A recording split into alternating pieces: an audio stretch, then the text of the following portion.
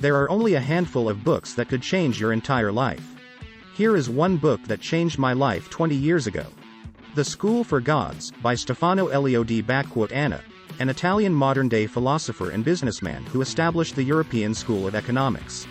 I will share 60 life-changing advice from the School for Gods today in this story.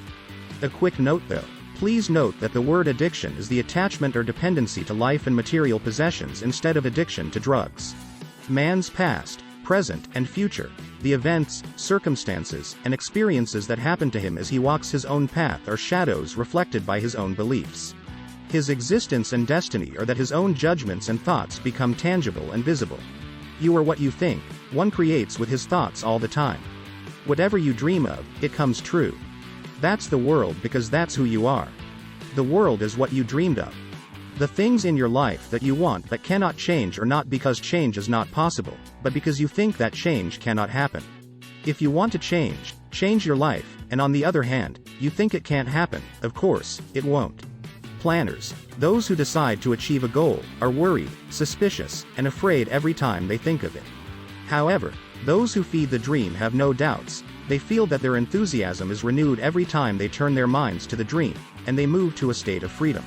Regardless of the circumstances governing a person's life, they miraculously respond to one's expectations. The only solution to confusion is self-observation. Watch yourself. Know who you are. Diseases are harbingers of internal disintegration in ourselves and things that we need to fix. Addiction is the result of a decrease in a person's dignity, the result of internal disintegration. Addiction is the visible result of the abandonment of that dream. Being addicted is an indication that one stops believing in oneself and stops dreaming. We create our lives. When the person changes his attitude towards what is happening to him, the nature of the events that will happen to him will change over time. Self-observation is self-correction. A person can only change the way they face them, not the events in their life. No event is good or bad. It's just an opportunity. Our self-level attracts our life to itself. And it all stems from you. Everything you see and touch is an outward view of your existence, your lack, and the emptiness in you. There are no gaps in life. If you don't fill them out by forcing yourself to think and act in a new way, he will do it for you in all his cruelty. Your past will heal when you stop being drawn to worries, doubts, and fears. That's the real point of forgiving yourself in the heart. The past is ashes, and now the world you see and touch is the material of everything that is you. Nothing in your life that your thoughts have previously disapproved of will come across in your life. You always get the same events because nothing changes in you. It attracts a similar one. Thought is creative. Our thoughts are our destiny. As the quality of our thoughts increases, so does our quality of life. Life on earth as a school of gods. Confusion, doubt, mayhem, crisis, anger, unhappiness, and pain are all excellent opportunities to grow. The universe is perfect as it is, you're the only one who needs to change. Blame yourself for everything, and hold yourself accountable for whatever happened to you. The person wishes only health, wealth, and well-being for himself, clearly and selectively. If he could observe himself and hear his heart, he would actually hear him sing a tune of negativity non-stop. That is, he would pray with a catastrophic prayer of anxiety, unhealthy images, and waiting for terrible events that might happen to him, which may never come. As one's breath expands, so does its own reality. If your goal is to change your personal destiny, work on your breath, and spend enough time breathing. You can only have as much as you are responsible for. A man's life is the shadow of his dreams. Everyone has seen that what they believe in is realized to the point of a comma. The obstacles that come against it are the transformation of one's own boundaries, competing ideas, and weakness into the matter. When you realize that the world is your own reflection, you are free of it.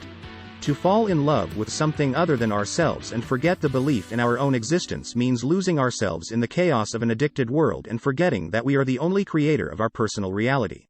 People like you only feel what others are going through when you're among others. You prefer crowded places, you get jobs in government or big corporations, that is, wherever you feel the reassuring presence of the crowd. You perform all the rituals of being dependent, provided you are among others, avoiding yourself in the unbearable burden of loneliness. Don't break away from the principles of dreams, always keep them alive in you. Even a man standing alone in a room can announce his own situation and intentions to the entire universe. You can't hide. Our smallest movements, every vision, every thought, every shape, and every expression taken by our face are recorded in infinity. Whatever a person dreams of, it is now real. It just takes a while for it to become visible. Addiction is fear. Spend all your strength, time, energy, and everything you have to achieve what you truly want.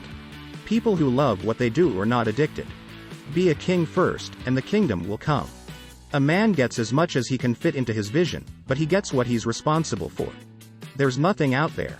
If what an unsustainable person has is above his level of existence, even if an event or other condition develops in his favor for that day, one day he will surely return to his former poverty. Everything is interconnected. There's nothing else. Put aside your concerns. You'll discover that there are no obstacles, that you are your only obstacle, and that you have unwavering faith in your limitations. The more you have, the more you have. In any case, even in its most impossible attempts, the person who believes in him is given all the resources he can afford. It is entirely up to you how long the encounters last. It will continue until you understand, and it will be difficult to the extent that you resist. Encountering others in anticipation extends the time. Every encounter has meaning and things to teach. So you should be grateful to even the people who have left bad marks in your life. They have completed their duties and left. No one and nothing can force you to become an addict, only you can do it. Being addicted is a personal choice, even if it's unintentional. The world responds to every request. Being addicted is the work of a mind trapped in its own fears and imaginary delusions. It is the visible result of the delivery of the dream. When a person is too frustrated in his life to get out of it, when he realizes his own lack, his inadequacy, when existence squeezes him to the point where he cannot breathe in a vice, then only then does the school appear. Thoughts are creative. Events are the tangible, visible of our thoughts, our self-situations. Therefore, events and situations are the same things. Situations occur in life, when they are produced in each person's self, while events appear over time and independently of their will. States are events that wait for the right time to occur. Our thoughts attract the corresponding events, such as invitations written by hand, that we send and forget. Everyone's own condition is the best that can happen to them. Everything in life is necessary for a reason and a purpose and always serves you. People have two feelings: fear and love. Fear is the death inside. The only plan a person can do is to improve himself, to nurture his own thoughts. The rest will come from his own. Removing willpower from where it is and abandoning a single speck of fear can move the mountains. You have to believe to see. Only the imperfect repeats itself. Perfection never repeats itself. When anything is done well, it's done forever. The universe is aware of it, and it doesn't have to be repeated. Only the flawed one has repeated over and over again until you understand it. The longing will take you back to the laws of your past, as well as squander all the practical work you've done over the years. If you involve someone else, you will not do wrong. Because you're going to have tremendous joy for bringing healing and light to another corner of being. When this happens to a human being, the entire universe will know. Objects know who to go to and who to leave. You can only have as much as you'll be responsible for. With love, Keenan.